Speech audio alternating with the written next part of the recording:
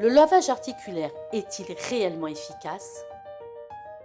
La présence de 2 aiguilles dans l'articulation est l'occasion d'injecter également un corticoïde à la fin du lavage. La mise au repos de l'articulation est alors conseillée pendant, 2 à 4 jours. Pendant l'intervention, l'amélioration de la douleur liée à l'arthrose n'est pas immédiate, ni dans les jours qui suivent. Il faut quelques semaines pour voir apparaître cette amélioration. Elle est de toutes les façons vraiment transitoire et justifiera parfois de répéter cette opération de lavage articulaire. D'ailleurs, il n'existe pas aujourd'hui de preuve que le lavage articulaire soit plus efficace qu'une simple infiltration de corticoïdes. Cette technique de lavage articulaire présente-t-elle des risques? Bien sûr, le principal risque est toujours l'infection de l'articulation.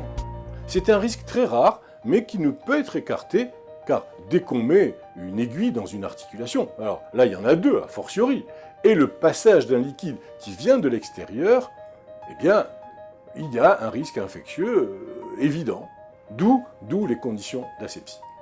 L'infection d'une articulation est grave, je le répète.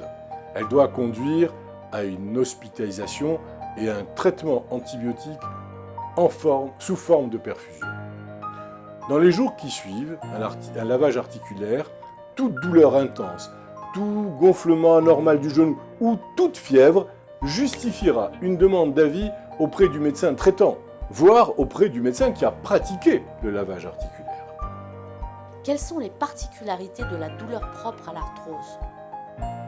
La douleur de l'arthrose, dans la gonarthrose, vous l'avez compris, est plus souvent une douleur mécanique qui est augmentée par la mobilisation de l'articulation et la mise en charge de cette articulation. D'où le fait que le repos va calmer cette douleur.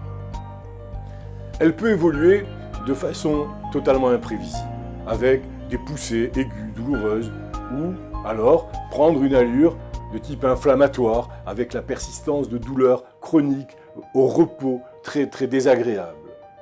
La priorité du traitement pour votre médecin est la prise en charge de la douleur. Et nous disposons d'une large gamme de moyens. L'intensité de la douleur peut être évaluée facilement à l'aide d'échelles. Ce sont des échelles visuelles analogiques qui permettent de classifier la douleur.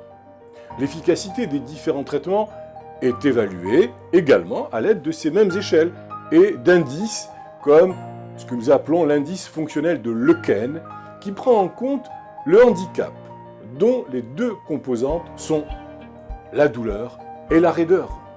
Toujours la douleur et la raideur. 3 types de mesures gèrent la douleur.